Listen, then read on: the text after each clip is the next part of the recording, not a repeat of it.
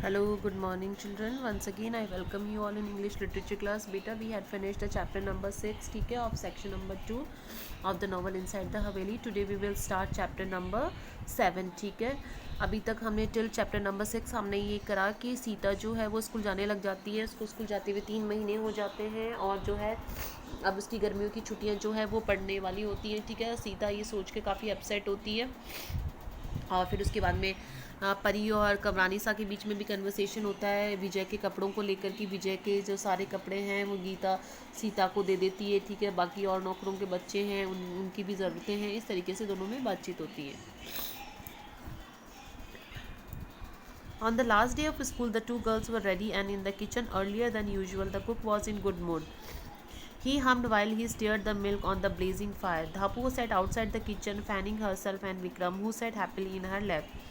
अब स्कूल का आखिरी दिन होता है. हमेशा की जैसे किचन जो कुक है वो काफ़ी खुश रहता है और जब वो दूध गर्म कर रहा था तो गुनगुनाता भी रहता है. किचन के बाहर धापू बैठी हुई होती है, उसकी गोदी में विक्रम होता है, उसके पंखा कर रही होती है. Kyali here are two Anas. Buy some vegetables and Gangaram coming into the veranda. His little watery eyes were blazed with anger and his face was torn. अब ख्याली ये दो आना है, इनसे कुछ सब्जियां खरीद लेना. गंगाराम ने किचन में आते हुए आंगन में आते हुए कहा. उसकी आंखों में पानी था और उसके चेहरे पर गुस्सा था. What comes over you? The heat seems to have burned on your intelligence, said the cook slightly, thinking that this was one of Gangaram's bad days. अब गंगाराम को ख्याली कहता है कि तुम्हें क्या हो गया है. ऐसा लगता है कि सर धूप की वजह से तुम्हारी बुद्धि भी जाती रही है. तुम क्या सोच रहे हो. See these dry rotis, even dogs won't sniff at them and you expect a child to eat them. Gangaram reply stuttering with rage. अब गंगाराम गुस्से से कहता है कि देखो इन सूखी हुई रोटियों को, इनको कुत्ते भी नहीं सूंघेंगे और तुम चाहते हो कि कोई बच्चा इनको खाए. The cook took the milk of the fire and stood up ready for fight.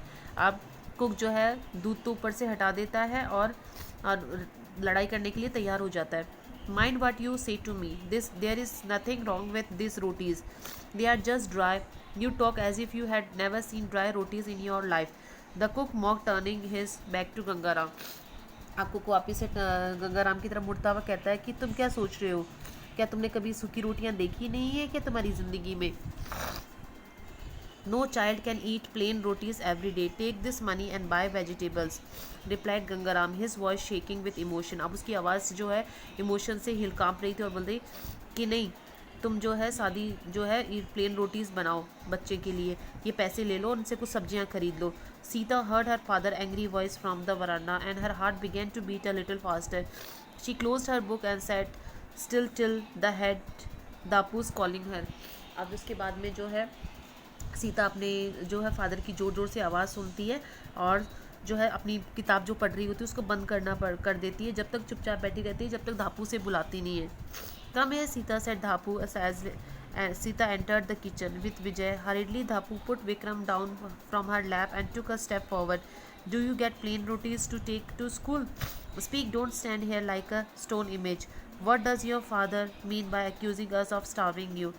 अब सीता धापू जो है विक्रम को तो गोदी से नीचे उतारती है और बोलती है कि देखो, क्या तुम्हें प्लेन रोटीज़ नहीं मिलती स्कूल ले जाने के लिए.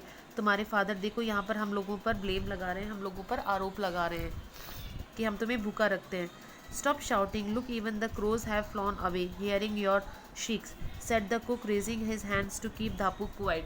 अब धापू को चुप करने के लिए कुक बोलता है कि देखो कुएं भी जो है ज़ोर ज़ोर से यहाँ से उड़ गए तुम्हारी जो है आवाज़ सुनकर.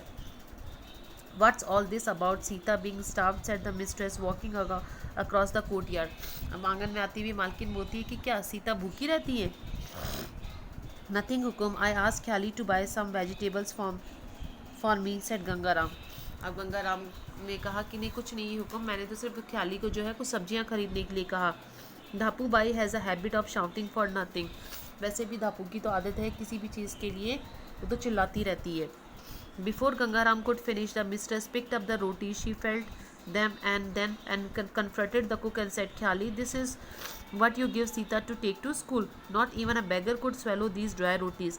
I know the Haveli is not what it was, but Kamarsa is still not a pauper that you have to starve a child." अब कमरानी से अंदर आकर और भी उन सूखी हुई रोटियों को लेती है, सूंघती है और बोलती है कि तुम ये रोटियां सीता को देते हो.